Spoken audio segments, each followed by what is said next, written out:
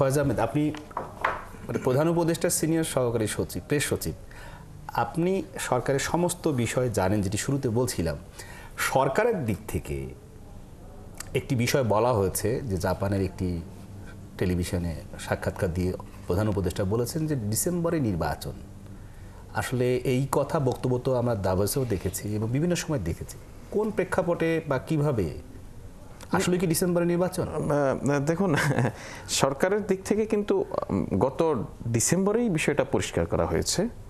জাতির উদ্দেশ্যে প্রধান উপদেষ্টা যে ভাষণ দিয়েছিলেন বিজয় দিবস উপলক্ষে, সেখানে তিনি বলে দিয়েছেন যে সংস্কার কমিশনগুলি থেকে যে সমস্ত সংস্কার প্রস্তাব আসবে, সেই সংস্কার প্রস্তাবগুলির আলোকে রাজনৈতিক দল সহ অন্যান্য যারা স্টেক হোল্ডার আছেন তাদের সঙ্গে বসে আমরা একটা সিদ্ধান্তে আসতে চাই যে কতটুকু সংস্কার আমরা করতে পারবো।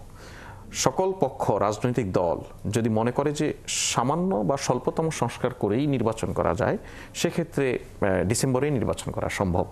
আর যদি ওনারা একটু বেশি সংস্কার চান তাহলে আরও কয়েক মাস সময় লাগতে পারে। সেক্ষেত্রে আগামী বছরের মানে অর্ধ বছরের মধ্যেই, জুনের মধ্যেই নির্বাচনটা হতে পারে। তো আরেকটি বিষয় আসি আপনার কাছে, যে যেহেতু আপনি একটা প্রসঙ্গ বিরতির আগে তুলেছিলেন যে অন্তর্বর্তী সরকারের রাজনৈতিক কোনো অভিলাষ নেই, কোনো কিছুই নেই, কিন্তু অন্তর্বর্তী সরকারের প্রতি মানুষের গণ আকাঙ্ক্ষা অনেক বেশি। বিশেষ করে আমরা দেখছি যে জুলাই আগস্টে যারা জীবন দিয়েছেন, আহত হয়েছেন, তাদের বিষয়ে অনেক কর্মকাণ্ডের দৃশ্যমান না। অর্থাৎ দৃশ্যমান না বলতে আমি প্রশ্নটি যদি সরাসরি আপনাকে করি, তাদের ক্ষতিপূরণ, একই রকমভাবে তাদের পুনর্বাসন, একই রকমভাবে যারা এই হত্যাকাণ্ডর সাথে জড়িত তাদের বিচার প্রক্রিয়া সেরকমভাবে আমরা দৃশ্যমান পাই না।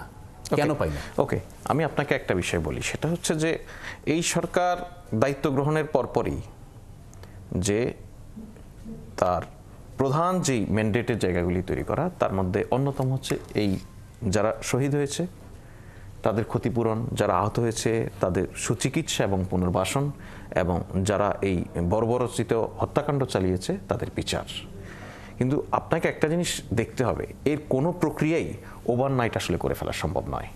এখন দেখুন, আপনি বিচারের কথা বলছেন, বিচারের বিষয়ে একটা বিষয় আমাদের প্রত্যেককেই মাথা রাখা জরুরি, যে যেই ট্রাইব্যুনালে, আন্তর্জাতিক অপরাধ ট্রাইব্যুনালে এই হত্যাকাণ্ডগুলির বিচার হচ্ছে, এই মানবতা বিরোধী অপরাধের সঙ্গে যারা জড়িত তাদের বিচার হচ্ছে, সেই অপরাধ ট্রাইব্যুনালে কিন্তু ইতিমধ্যে আওয়ামী লীগের সময় অন্য বিচার হতে আমরা দেখেছি। সেই বিচার নিয়ে কিন্তু সারা পৃথিবীতে প্রশ্ন উঠেছে, সেটাকে জুডিশিয়াল কিলিং হিসেবে আখ্যায়িত করা হয়েছে। সুতরাং এই কারণেই কিন্তু এই সরকার দায়িত্ব গ্রহণের পরপরই ওই আন্তর্জাতিক অপরাধ ট্রাইব্যুনালের যে আইন, সেটাকে ইতিমধ্যে সংশোধন করা হয়েছে। এই বিচার প্রক্রিয়াটা যেন রেকর্ড রাখা যায়, এটা যেন অডিও ভিডিও এ সমস্ত ধারণ করা যায়, যাতে ভবিষ্যতেও এই বিচার প্রক্রিয়া নিয়ে কোনো প্রশ্ন না আসে। আপনাকে খেয়াল রাখতে হবে যে এই বিচারটা নিয়ে কিন্তু সারা পৃথিবীর দৃষ্টি থাকবে, সারা পৃথিবীর দৃষ্টি থাকবে।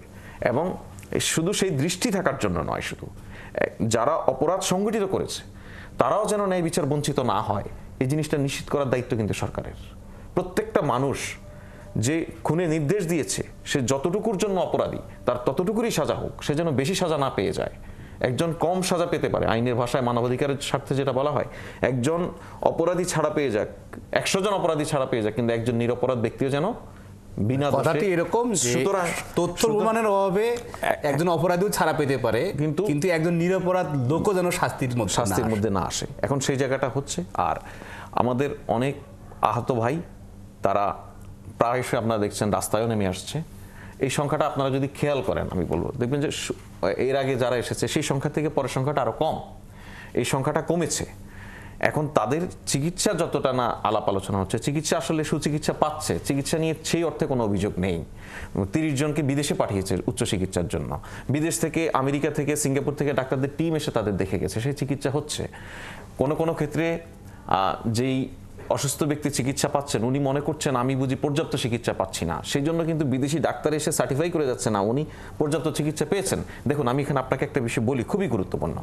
কারো চোখে এখনো আপনার যে রাবার বুলেট বা পিলেট রয়ে গেছে, সেটা যদি বের করতে যায়, সে ওই চোখ দিয়ে এখন যতটুকু দেখে ততটুকু আর দেখবে না, এই ধরনের ঝুঁকি আছে।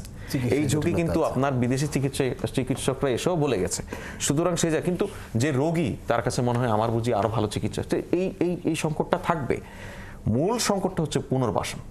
এই পুনর্বাসন প্রক্রিয়ায় তাদেরকে প্রপার ওয়েতে নিয়ে আসার জন্য এটা অত্যন্ত জটিল এবং সতর্কতার সঙ্গে করার মতো একটি কাজ।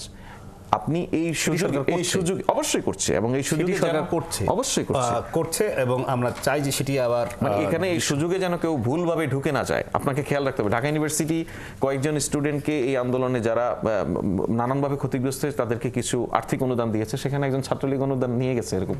সুতরাং এই ভুলগুলি এড়ানোর জন্য সতর্কতার সঙ্গে এগোতে হচ্ছে। আচ্ছা।